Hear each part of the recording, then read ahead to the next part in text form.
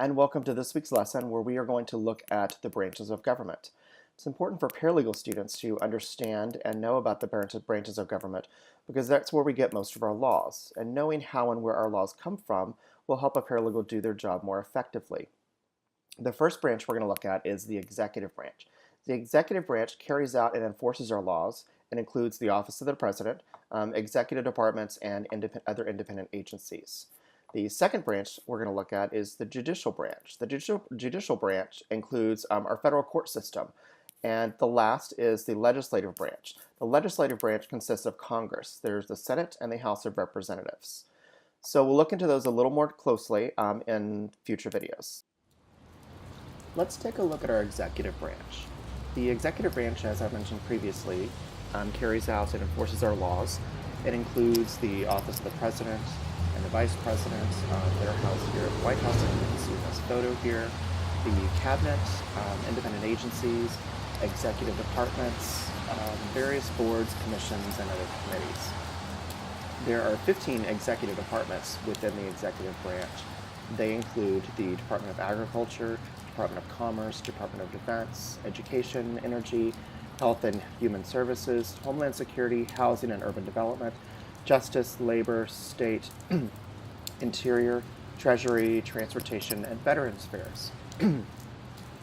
The independent agencies include things such as the EEOC, FCC, FEC, the Federal Reserve System, and the Social Security Administration. Next, let's take a look at the judicial branch. The judicial branch includes the federal courts as well as various agencies that support the court systems. We have the highest court in the land in the U.S. is the U.S. Supreme Court. You can see a picture of it here. And also we have various other courts at the trial court level, appellate court level.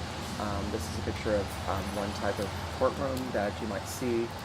Here's another type of courtroom that you might see where there's multiple justices up there.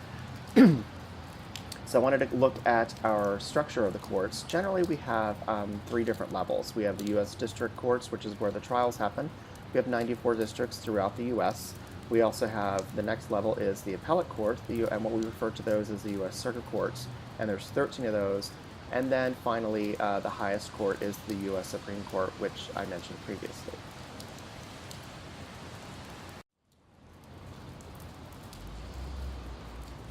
Finally, let's take a look at our legislative branch. The legislative branch consists of Congress. There's the Senate and the House of Representatives. Our Constitution created these two to work together, and that's where we get a lot of our laws from. There's the Senate. That includes, there are 100 total senators. Each state has 2, and each senator serves for a term of 6 years, and there's no term limit, so they can continue to run for the seat time after time. The House of Representatives, there are 435 representatives in the House, and they're divided among the various 50 states, and each state gets a certain amount depending on their proportion to the total population. And each House member serves a term of 2 years, and just like the Senate, there's no term limit on them either.